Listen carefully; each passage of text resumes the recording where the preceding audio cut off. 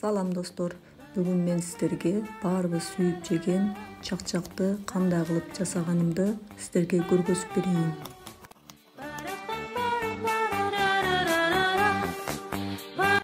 Эми бисмилла деп туруп чакчагыбызды жасап баштайлы. Бизге 4 жумуртка керек болот.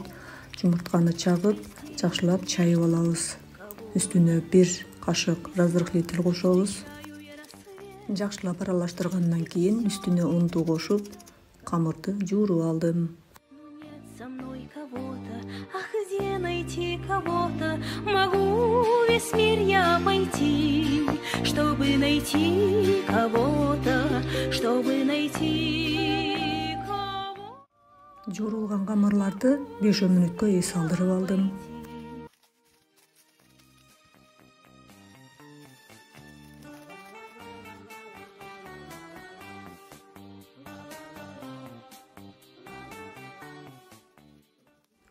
Эс алган камырларыбызды бөлүкчөлөргө бөлүп, жайып алдым. Увы, хранящий любовь, неведомые силы, пусть невредим вернется вновь ко мне, мой, кто ты, милый. Но нет со мной кого-то, мне грустно от чего-то, клянусь, я все бы отдала на свете для кого-то, на свете для кого-то, клянусь, я все бы отдала. Камырыбызды ушундай кылып кесип алгандан кийин ысыган майга кууруп алдым.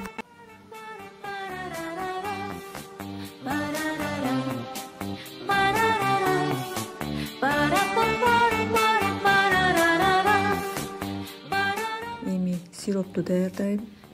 Ал үчүн 1 стакан сахар менен 1 стакан балды аралаштырып, газга коюп 5-7 минута кайнатып алдым. Кайнаган балды чакчактын үстүнө ысык боюнча куйдум. Аралаштырганда этияттап аралаштырыңыздар.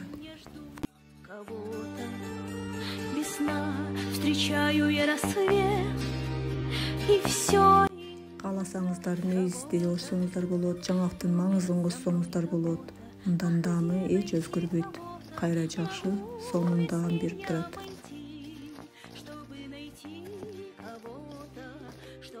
Мынакей чакчак дагы даяр болду.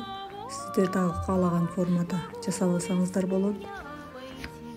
Эми кесип, бисмилла деп, ооз тийип, үй бүлөңүздөр менен жесеңиздер болот. Сиздер менен Супер Мамасита каналы болду. Кийинки эфирден жолукканча тамагыңыздар даамдуу болсун.